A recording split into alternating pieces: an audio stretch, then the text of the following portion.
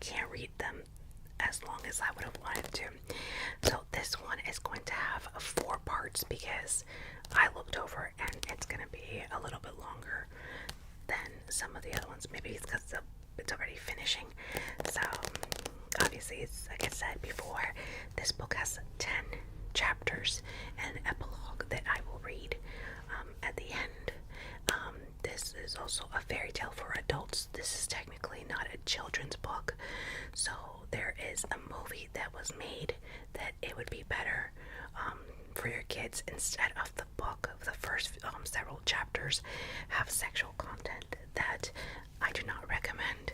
I did not read it on my channel, so but anyway, if you want just a disclaimer just to make sure that you guys know that again it's a fairy tale for adults. So let's continue with chapter 8 part 3.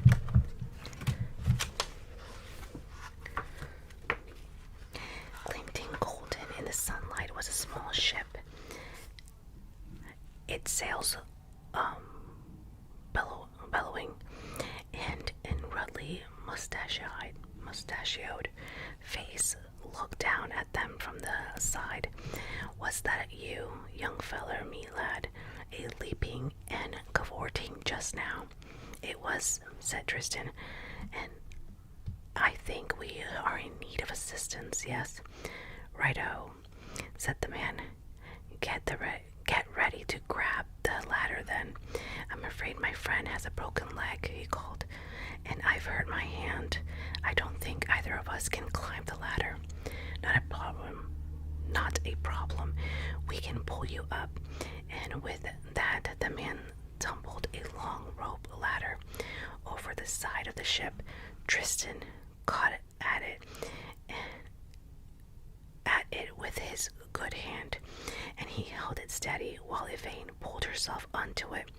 Then he climbed on below her. The face vanished from the side of the ship as Tristan and Yvain dangled awkwardly on the end of the rope ladder. The wind caught the sky ship, causing the ladder to pull up from the cloud and Tristan and Yvain to spin slowly in the air. "Now haul!" shouted several voices in unison, and Tristan felt them being hauled up several feet. "Haul! Haul! Haul!" each shouted, signal them being pulled higher. The cloud upon which they had been sitting was now no longer below them. Instead, there was a drop of what Tristan supposed must be a mile or more. He held on tightly to the rope, hooking an elbow to his burned hand about the rope ladder. Another jerk upwards, and Yvain was level with the top of the ship's railing. Someone lifted her with care and placed her on the deck. Tristan clambered over the railing himself and tumbled down onto the oaked deck. The ruddy-faced man extended a hand. "Welcome aboard," he said. "This is the free ship, bound on a lightning hunting expedition. Captain Johannes Alberic, at your service." He coughed deep in his chest. And then, before Tristan could say a word, in reply, the captain spied Tristan's left hand and called, Migat, blast you. Where are you?" "Over here. Passengers in need of attention." "There, lad, Miguel. See to your hand. We eat at 6 bells. You shall sit at my table." Soon a nervous-looking woman with an explosive mop of carrot-red hair, Magog, was escorting him below deck and smearing a thick green ointment onto his hand, which cooled it and eased the pain. And then he was being led into the mess, a small dining room next to the kitchen, which he was delighted to discover they referred to as the galley, just as in the sea stories he had read. Tristan did indeed get to eat at the captain's table, although there was in fact no other table in the mess. In addition to the captain and Magog, There were 5 other members of the crew, a desperate bunch who seemed content to let Captain Alberic do all the talking, which he did, with his ale pot in one hand and the other hand alternately concerned with holding his stubby pipe and conveying food into his mouth. The food was a thick stew of vegetables, beans, and barley, and it filled Tristan and contented him. To drink, there was the clearest, coolest water Tristan had ever tasted. The captain asked them no question about how they came to find themselves high on a cloud, and they volunteered no answer. Tristan was given a berth with oddness, and the first mate, a quiet gentleman with large wings and a bad stammer, while Yvain berthed in Magod's cabin, and Magod herself moved into a hammock.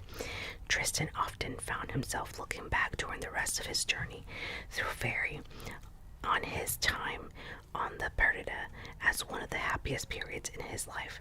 They let him help with the sails and even gave him a turn at the wheel from time to time.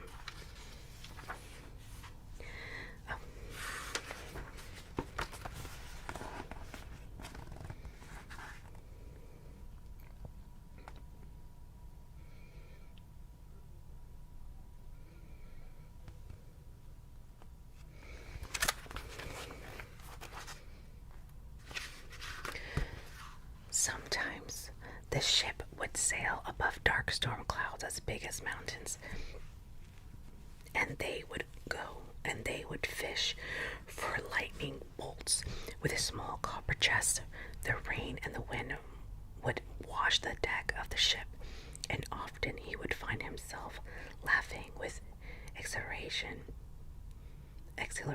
while the rain ran down his face, and gripping the rope railing with his good hand to keep from being tumbled over the side of the storm. Magod, who is a little taller and a little thinner than Yvain, had lent her several gowns, which the star wore with relief, taking pleasure in wearing. Excuse me. Something new on different days. Often she would climb out of the figurehead, despite her broken leg, and sit looking down the ground below. "How's your hand?" asked the captain. "A lot better, thank you," said Tristan. The skin was shiny and scarred, and he had little feeling in his fingers. But Magod's salve had taken most of the pain and sped the healing process immeasurably. He had been sitting on the deck with his legs dangling over the side looking out. "We'll be taking anchor in a week to take provisions, a little cargo," said the captain. "Might be the best if we were to let you off there." "Oh, thank you," said Tristan. "You'll be closer to the wall. Still a good 10-week journey, though. Maybe more.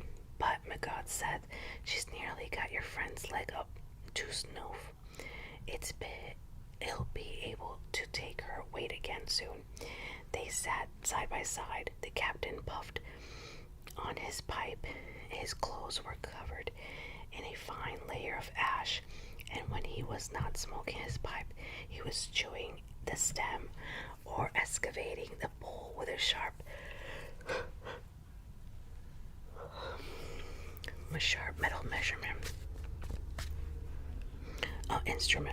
metal instrument or dabbing his new tobacco.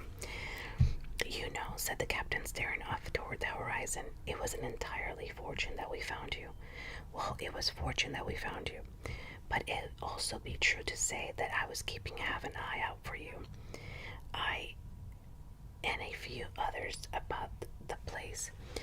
"Why?" said Tristan. "And how did you know about me?" In reply, the captain traced a shape in the condensation of a polished wood. "It looks like a castle," said Tristan. The captain winked at him. "Not a word to say too loudly," he said. "Even up here, think of it as a fellowship. Tristan stared at him. Do you know a little hairy man? A man with a hat and an enormous pack of goods. The captain tapped his pipe against the side of the boat. A movement in his hand had already erased the picture of the castle. Aye, and he's not the only member of the fellowship with an interest in your return to Wall. Which reminds me, you should tell the young lady that if she fancies trying to pass for other than what she is, she might try to give the impression of that she eats something, anything, from time to time. It never mentioned Wall in your presence, said Tristan. When you asked where we came from, I said behind us. And when you asked where we were going, I said ahead of us. That's my boy, said the captain. Exactly. Another week passed. On the 5th day, Magod pronounced Yvain's splint ready to come off. She removed the makeshift bandages, and the splint and Yvain practiced hobbling about the decks from aft to stern, holding onto the rails. Soon she was moving about the ship without difficulty, albeit with a slightly limp. On the 6th day, there was a mighty storm, and they caught 6 fine lightning bolts in their copper box. On the 7th day, they made port. Tristan and Yvain said their goodbyes to the captain and the crew of a free ship Perida. Magod gave Tristan a small pot of green salve for his hand and for Yvain to rub onto her leg. The captain gave Tristan a leather shoulder bag filled with dried meats and fruits and fragments of tobacco, a knife and a tinderbox. Oh, it's no bother, lad. We're taking on provision here anyway. Well, Magod made Yvain a gift of blue silk gown sewn with her tiny silver stars and moons, for it looks so much better than it ever has on me, my dear. The ship moored beside a dozen other similar sky ships at the top of the huge tree, large enough that there are hundreds of dwellings built into the trunk, inhabited by people and dwarfs, by gnomes and silence and other even queer folk. There were steps around the trunk, and Tristan and the star descended them slowly. Tristan was relieved to be back on something attached to solid ground, and yet in some way he could never have put it into words. He felt disappointed, as if when his feet touched the earth once more, he had lost something very fine.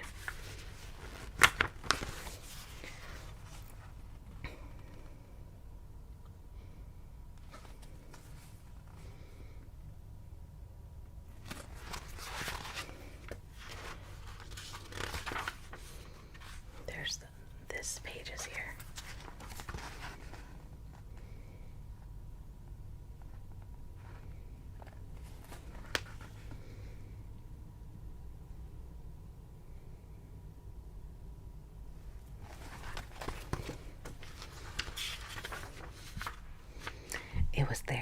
It was 3 days of walking before the harbor tree disappeared over the horizon.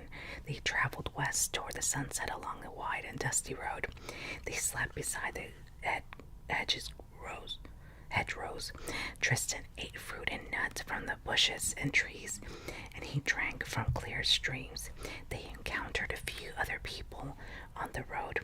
When they could, they stopped in small farms where Tristan would put in an afternoon's work in exchange for food and some straw in the barn to sleep in. Sometimes they would stop in the towns and villages upon the way to wash and eat, or in the star's case, to feign eating and to room whenever they could afford it at the town's inn. In the town of Semcock Underhill, Tristan and Yvain had an encounter with a goblin press gang that might have ended unhappily with Tristan Tristan, spending the rest of his life fighting the goblins. Endless wars beneath the earth.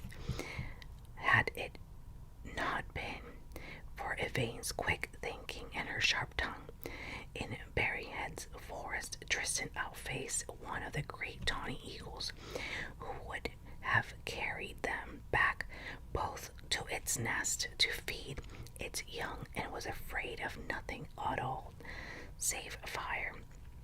In a tavern of Folkestone, Tristan gained great renown by reciting from the memory Coleridge Kubla Khan, the 23rd Psalm, the quality of mercy, speech from the Merchant of Venice, and the poem about the boy who stood on the burning deck, were all but he had fled, each of which he had been obliged to commit to memory in his school days, and he blessed Miss Cherry for her effort to making him memorize verse, until he became apparent that the townsfolk of Folkestone had decided that he would stay with them forever and become the next bard of the town, and Tristan and Yvain were forced to sneak out of the town at the dead of night, and the only escape, because Yvain persuaded by some means on which Tristan was never entirely clear, the dogs of the town not to bark as they left. The sun burned Tristan's face to nut brown color and faded his clothes to the hues of the rust and the dust. Yvain remained pale as the moon, and she did not lose her limp, no matter how many leagues they covered.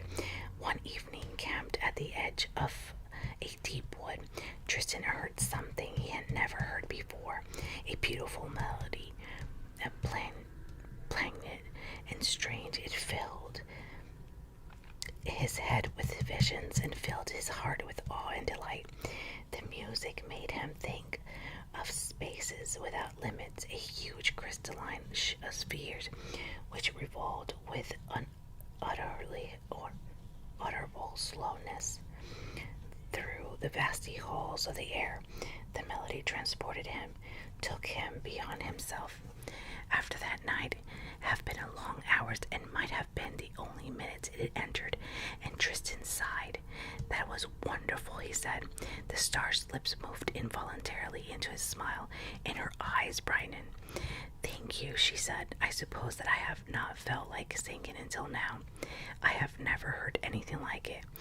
Some nights, she told him, my sisters and I would sing together, sing songs like that one, all about the lady or our mother, and the nature of time and the joys of shining and of loneliness. I'm sorry, he said. Don't be, she told him. At least I'm still alive. I was lucky to have fallen in fairy, and I think I was probably lucky to have met you. Thank you, said Tristan. You are welcome, said the star. She sighed then in her turn and stared up at the sky through the gaps in the trees. Tristan was looking for breakfast. He had found some young puffball mushrooms and plum tree covered with purple plums which had ripened and dried almost to prunes. Then, when he spotted the bird in the undergrowth, he made no attempt to catch it. He had had a severe shock some weeks earlier when, having narrowly failed to capture the large gray-brown hare for his dinner, it had stopped at the edge of the forest, looked at him with disdain, and said, "Well, I hope you're proud of yourself, that's all," and had scampered off into the long grass. But he was fascinated by it. It was a remarkable bird, as large as a pheasant, but with feathers of all colors, garish red and yellows and vivid blues. It looked like a refugee from the tropics, utterly out of place in this green and ferny wood. The bird started to stared in fear as he approached it, hopping awkwardly as he came closer and letting out cries of sharp distress. Tristan dropped to one knee next to it, murmuring reassurance. He reached out to the bird, and difficulty was obvious. A silver chain attached to the bird foot had become entangled in the twisted stub of a jutting root, and the bird was caught by there, unable to move. Okay, guys, I'm done for right now. So I will be back with part 4 of chapter 8. I will talk to you later. I hope you subscribe if you haven't already. Give me a thumbs up, hit the bell for notification, follow me on Instagram, and I will talk to you in my next video. Bye, guys.